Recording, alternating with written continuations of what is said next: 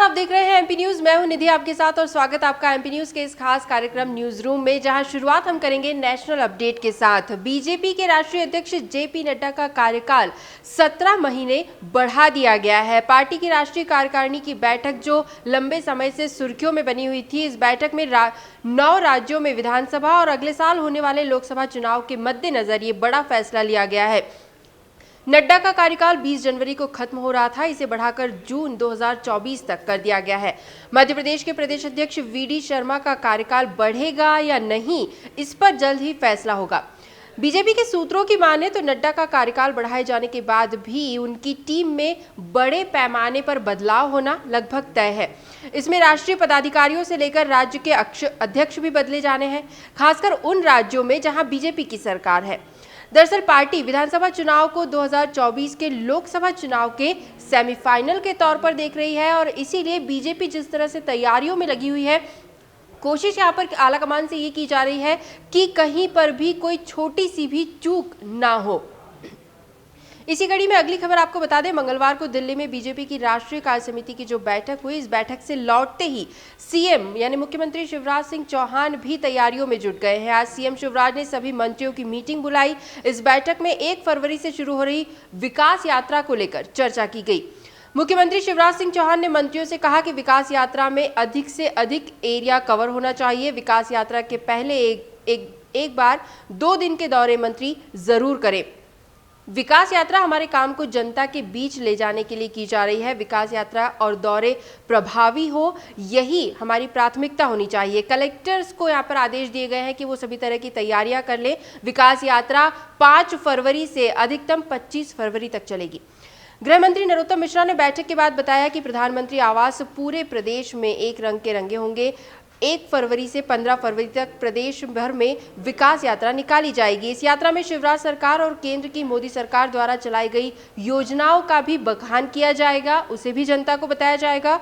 इसके साथ ही 15 महीने की कमलनाथ सरकार के कार्यकाल में जिन योजनाओं पर ब्रेक लगा दिया गया था, जिन योजनाओं को रोक दिया गया था, उसके बारे में भी बीजेपी के नेता मुखर होकर जनता के बीच जानकारी देंगे। तो जैसा कि मैंने शुरुआत में कहा था कि बीजेपी अपनी तरफ से पूरी तरह से तैयारियों में जुटी हुई है और यहाँ पर ये कहा जा रहा है कि एक सुनहरा मौका है और इसे भुनाना बहुत ज़रूरी है। तो पार्टियाँ अपनी अपनी तैयारियाँ कर रही है।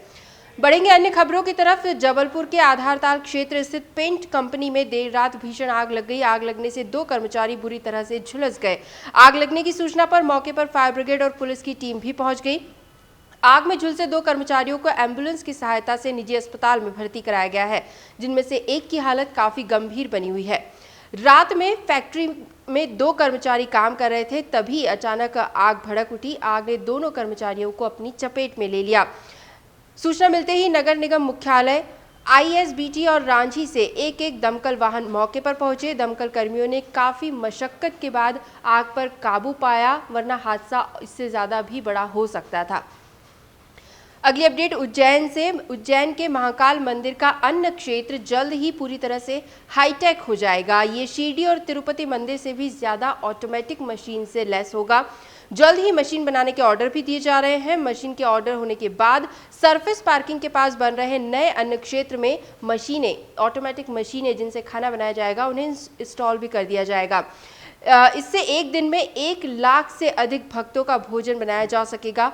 महाकाल लोक विस्तारीकरण में मंदिर के कई काम अभी फ्लोर लेवल पर हैं। इनमें से एक अन्न क्षेत्र का निर्माण भी है। इंदौर के उद्योगपति विनोद अग्रवाल द्वारा ये नया अन्न क्षेत्र बनाया जा रहा है। इसको इस तरह से डिजाइन किया गया है कि इसमें 2 फ्लोर्स होंगे। पहले और दूसरे दोनों पर करीब 6000 से अधिक भक्त एक साथ बैठकर प्रसादी ग्रहण कर सकेंगे। बाद में इसका और भी विस्तार किए जाने की योजना बनाई जा रही है। इस नए अन्न क्षेत्र के लिए जल्द ही एक ऑटोमेटिक खाना बनाने की मशीन भी आने वाली है, जो पूरी तरह से हाईटेक होगी। तो महाकाल लोक का विस्तारीकरण यहाँ पर किया जा रहा है और कई तरह की योजनाएं भी बनाई जा रही हैं। अंत में बात करेंगे मध्य प्रदेश के मौसम को लेकर। तो फिलहाल पूरा प्रदेश कड़ाके की ठंड से जूझ रहा है। ग्वालियर चंबल शीतलहर से कांप रहा है। मध्य प्रदेश में सबसे ठंडा अगर देखें तो दतिया जिला माना जा रहा है। यहाँ मंगलवार रात का तापमान 2.2 डिग्री रिकॉर्ड हुआ। ग्वालियर में न्यूनतम तापमान 2.3 डिग्री रहा। भोपाल में इस सीजन में जनवरी की रातें 23 सालों में सबसे सर्द रही। एक नया रिकॉर्ड यहां पर बना है। इंदौर में मंगलवार का दिन भी कोल्ड डे के नजदीक ही रहा। प्रदेश के 47 जिलों में न्यूनतम पारा 10 डिग्री से कम मापा गया है। उमरिया, चंबल, रतलाम, राजगढ़, रीवा, सतना, ग्वालियर और दतिया जिलों में कहीं कहीं शीतलहर का असर भी देखा जा रहा है। मौसम विभाग के अनुसार आज चंबल संभाग के साथ ग्वालियर, उमरिया, रतलाम, सतना, सागर, निवाड़ी और दतिया में 16 से 18 घंटे किलोमीटर की रफ्तार से सर्द हवाएं चलने का अनुमान है। चंबल संभाग के जिलों में और ग्वालियर, छतरपुर में पाला भी गिर सकता है। फसलों को नुकसान से बचाने के लिए कृषि वैज्ञानिकों ने खेतों के आसपास लगातार धुआं करने की सलाह किसानों को दी है। तो एमपी न्यूज के न्यूज रूम से फिलहाल यही अपडेट्स। लगातार और भी खबरें और भी जानकारियां हम आप तक जरूर पहुंचाएंगे। बस आप बने रहिए हमारे साथ, देखते रहिए एमपी न्यूज। धन्यवाद। एमपी की नब्ज, एमपी का हाल, मध्य प्रदेश की हर खबर एमपी न्यूज टीवी के साथ। लगातार खबरों के लिए सब्सक्राइब करें हमारा YouTube channel MP news TV. Latest updates के लिए बेल आइकन दबाना जरा भी न भूलें।